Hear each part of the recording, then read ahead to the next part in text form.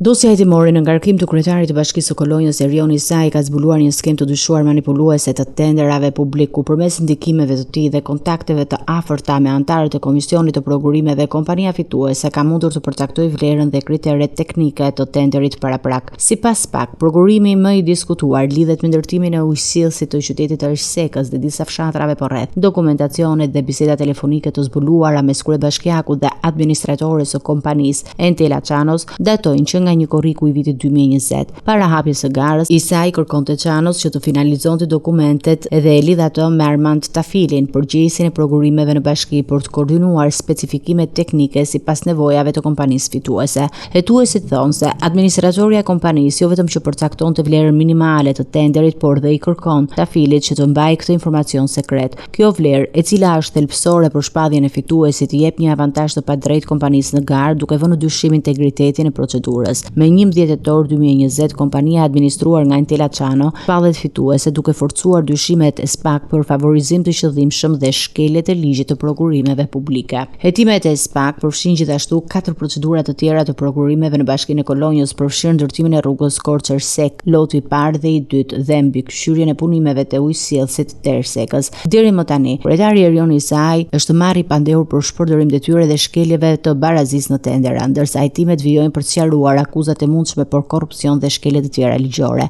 Burimet e SPAK-ut theksojnë se këto hetime janë pjesë e përpjekjeve për të garantuar transparencë dhe integritet në prokurime publike, si dhe për të parandaluar shpërdorimin e fondeve shtetërore në projekte infrastrukturore.